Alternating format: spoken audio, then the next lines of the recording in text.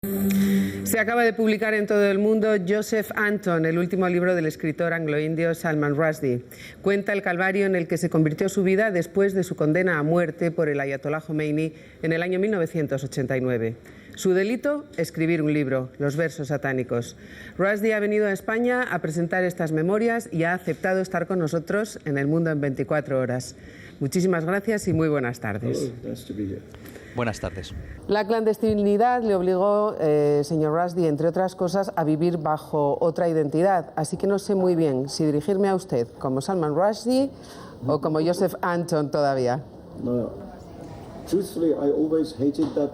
Yo siempre he odiado ese nombre y odié el hecho de que tenía que utilizarlo. Por lo tanto, cuando me pude deshacer de ese nombre, fui muy feliz. Por lo tanto, sin duda, soy Salman Rushdie y el nombre de Joseph Anton fue un nombre de ficción que tuve que crear. ¿Y cómo eligió ese nombre? ¿Cómo llegó a esa ficción? Bien, el motivo es que la policía necesitaba un nombre ficticio para poder dirigirse a mí. Por lo tanto, no podía darles mi nombre real. Elegí a dos escritores, Joseph Conrad y Anton de Anton Chekhov, y por lo tanto, pues así se me ocurrió el nombre. ¿Por eso también tal vez ha escrito estas memorias en tercera persona? Bueno, en parte fue así porque me parecía que era más fácil ser objetivo de esa forma. Estaba hablando de mi propia vida, de las decisiones que tuve que tomar, pero también quise sugerir de alguna forma que la persona que yo fui en ese momento no es de algún modo la persona que soy ahora. Por supuesto, era más joven en esa época, cuando esto ocurrió hace ya 24 años, era muchísimo más joven, indudablemente. También fue un momento de muchos nervios. Ahora no estoy en esa situación. Por lo tanto, quería sugerir que la persona que escribe el libro no es la misma de alguna forma que yo mismo.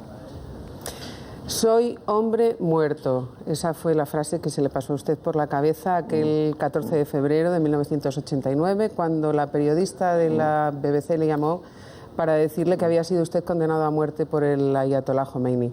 Así comienza su libro. Así es, y eso es lo que pensé en ese día, porque fui consciente del peligro que podía venir de Irán y del régimen iraní en su momento. Estoy muy contento de decir que después de 24 años sigo aquí, por lo tanto no fue tan malo finalmente. De todas maneras, debe ser muy difícil convivir con la amenaza de la muerte tanto tiempo, día a día, y sin embargo además seguir escribiendo, seguir produciendo, tener esa capacidad. Creo que ser escritor de alguna forma me ha salvado la vida, porque un escritor está familiarizado y acostumbrado a la soledad, a sentarse en una sala, a componer su trabajo. Y mi situación me permitió hacer justamente eso. En esa época pude escribir unos 6 libros y por ello, en muchos sentidos, creo que es lo que me mantuvo con vida. Pero también necesita usted un estado de ánimo, una cierta tranquilidad de la que no disponía en aquel momento. Es cierto, pero bueno, creo que soy una persona disciplinada y pude de alguna forma concentrarme en mi trabajo, pero no lo recomiendo. Creo que hay que encontrar el mejor momento para escribir. Llegó un momento que usted era unos cuantos personajes a la vez. Era Joe para sus guardaespaldas, era Joseph para el banco, para su casero, y era Salman Rushdie para el resto del mundo, Salman el escritor. Y además, víctima de una cacería durante todo aquel tiempo. ¿Cómo convivía usted con todos esos personajes? Eso también tiene que ser un poco desquiciante. Sí, bueno, uno de los temas que se tratan en este libro es precisamente cómo mi identidad fue algo que se convirtió en un problema. Como acaba de mencionar, había demasiadas personas, diferentes fuentes en las que tenía diferentes identidades. Tuve que crear un personaje falso, un Salman Rushdie falso. Otras personas me recordaban como una persona icónica y hubo muchas versiones de mí mismo que luchaban por tener su propio lugar. Y una de las cosas que he intentado hacer en este libro es intentar mostrar cómo, en definitiva, había una única persona un ser humano y, bueno, pues como cualquiera de nosotros, una persona que a veces se equivoca, que se arrepiente de lo que haya podido hacer, pero que intenta siempre buscar el camino correcto. Por lo tanto, creo que lo interesante para el lector de este libro es que se trata de dar una imagen de una persona que no es ni un icono ni un demonio, simplemente una persona que está intentando asumir un problema muy difícil.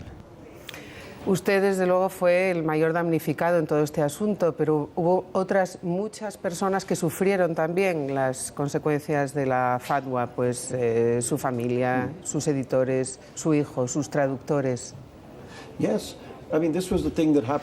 Así es una cosa que afectó a muchas personas, desde los editores y traductores, personas cercanas a mi círculo fueron disparadas, el traductor al japonés fue asesinado, también el traductor al italiano fue atacado.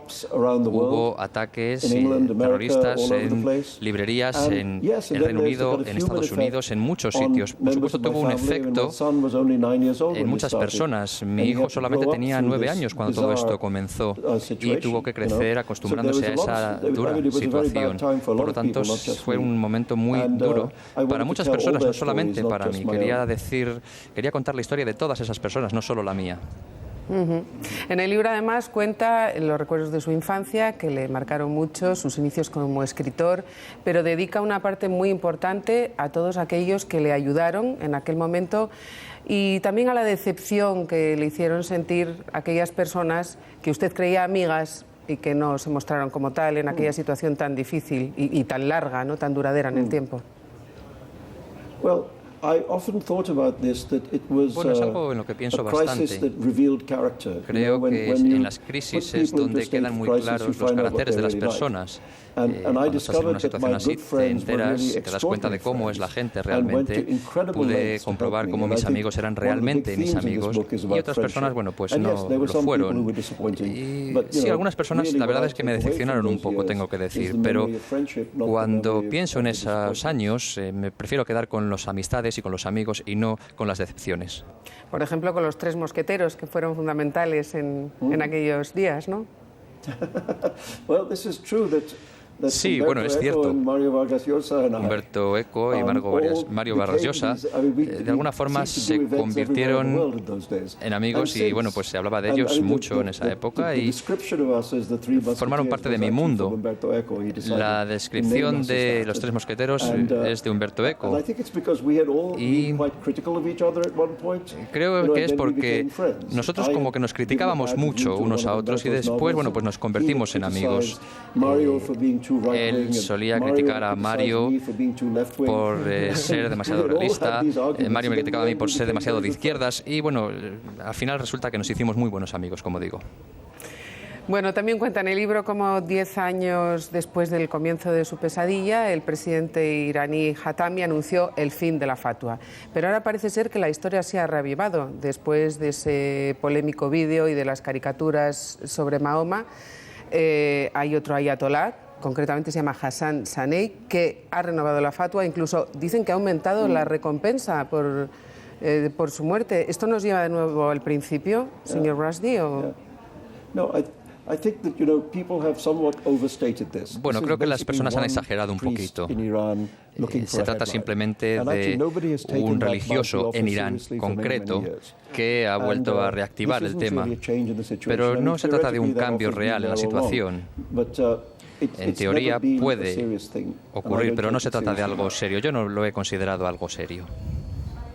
Nos alegramos de ello. O sea, que no teme usted por su vida en este momento y se siente de nuevo como un hombre libre, que es lo que debe ser. No, bueno, como sabrá, muchos escritores no les sobra el dinero, pero es difícil, la verdad, que paguen dinero por ellos. Joseph Anton, este libro de memorias es también una reflexión sobre el choque entre la defensa de la libertad de expresión y las susceptibilidades del fanatismo religioso. Si vemos lo que ha ocurrido en las últimas semanas, parece que no hemos avanzado mucho en este terreno. ¿Qué opina usted? Estoy de acuerdo. Creo que no hemos avanzado mucho e incluso creo que la situación ha empeorado. Puedo decir que este ataque a los versos satánicos fue como el prólogo de los ataques que han ido viniendo después, y hay una cierta conexión desde ese momento hasta que hemos llegado a ataques incluso muchos más serios, ¿no? Todo el mundo recuerda el 11 de septiembre, y todo es parte de un movimiento paranoide satánico que forma parte de todo este compendio.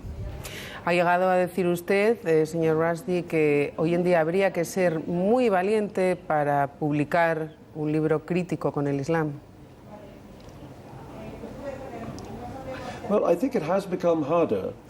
Creo que cada vez es más difícil. Y no solamente tiene que ser un libro crítico, simplemente hablar del Islam, escribir acerca del Islam, cada vez parece ser más difícil. Pero bueno, los escritores somos personas muy cabezotas y al final terminamos escribiendo lo que queremos. En cuanto a mí mismo, nunca me he considerado un escritor especializado en el Islam. No ha sido mi tema principal, pero bueno, simplemente ha pasado así. En Occidente vimos las llamadas primaveras árabes como un paso hacia la libertad de todos esos países, ¿no? Y frente a los gobiernos autoritarios. Pero ¿existe ahora, cree usted, un riesgo de que el fundamentalismo se apodere de esta situación? ¿Cómo lo ve?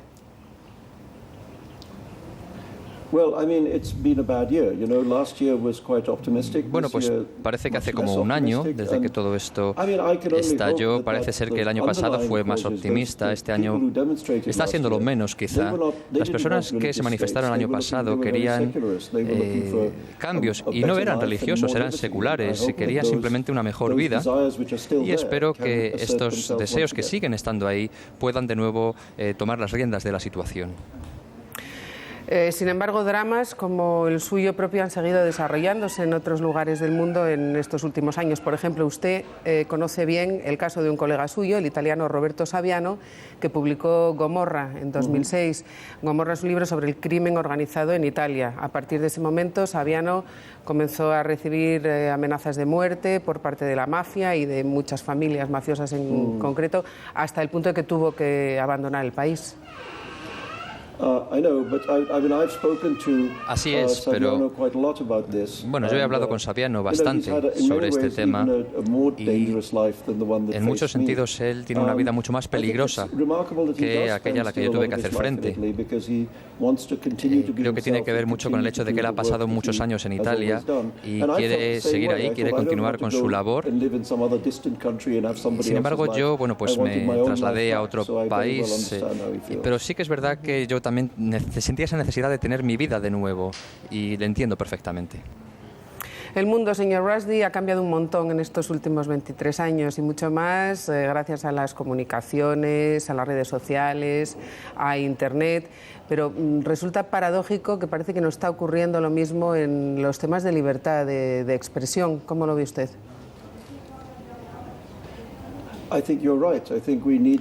Pues creo que es exactamente así. Creo que deberíamos hacer un esfuerzo aún mayor para defender estos valores, y creo que los escritores es algo que siempre hemos tratado de hacer.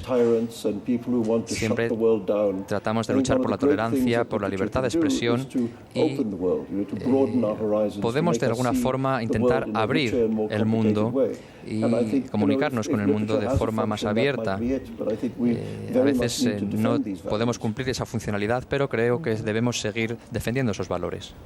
¿Encuentra usted un paralelismo entre estas olas de violencia de los últimos días y aquel momento en que usted publicó sus versos satánicos? Sí, en cierta forma creo que hay ese paralelismo.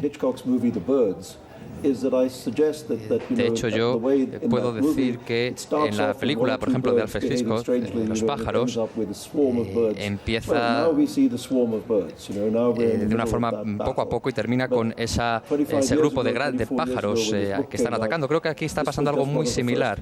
Estamos simplemente asistiendo a los primeros pájaros, y quizá todavía nos queda por ver los grandes bancos de pájaros, y tendremos que ver lo que ocurre en el futuro, porque esta historia va a afectar a muchas personas. ¿Usted considera, señor Rushdie, la literatura como un arma, y un arma eficaz contra el fanatismo?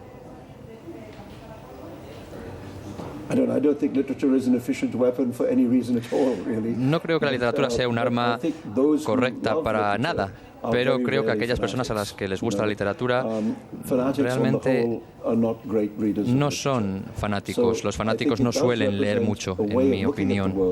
Por lo tanto, creo que podemos presentar una forma de ver el mundo que es lo contrario al fanatismo. Por lo tanto, yo, por supuesto, invitaría a todo el mundo que leyera. Siempre es buena la lectura. No sé si habrá oído usted que hay quien dice que tiene usted ciertas dotes de profeta por la oportunidad de los temas que elige para sus novelas.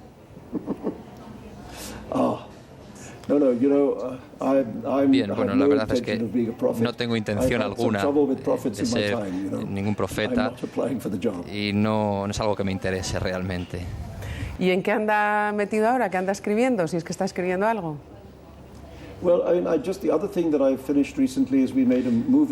Bueno, acabo de terminar hace poco tiempo una película de la película del libro, Hijos de la Medianoche, y bueno, pues estoy pensando cuál podría ser mi siguiente novela y bueno, siempre tengo proyectos. No sé cuál será mi próximo libro, pero bueno, siempre tengo ideas.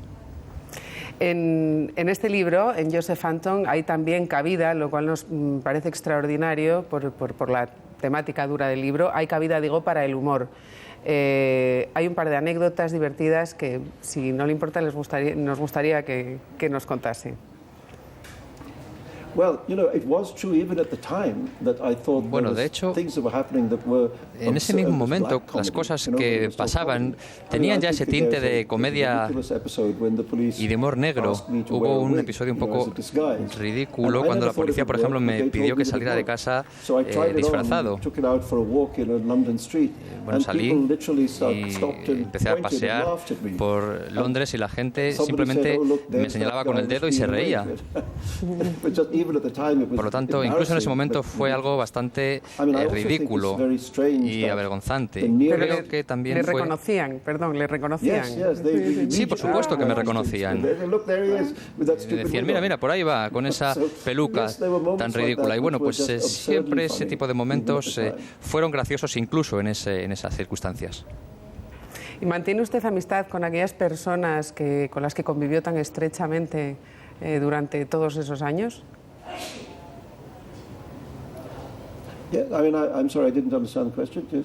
Si mantiene usted amistad con las personas que le protegieron. Sí, por supuesto. De hecho, muchos de los agentes que me protegieron se llevaron a convertir en personas muy cercanas a mi círculo. Conozco perfectamente a sus familias y sí, sigo en contacto con unos cuantos de ellos. De hecho, cuando presenté el libro en Londres, invité a algunos de estos agentes y pudimos celebrar juntos este final feliz de la historia. ¿Se siente usted realmente ahora un hombre absolutamente libre, señor Rushdie? Bueno, la verdad es que mi vida es bastante normal últimamente, por lo tanto sí puedo decir que estoy contento y satisfecho. Pues muchísimas gracias. Nosotros también estamos muy contentos de haberle tenido aquí en El Mundo en 24 horas esta tarde. Gracias y hasta cuando quiera y que tenga un feliz regreso a su casa. Gracias, señor Rushdie. Muchas gracias. Gracias.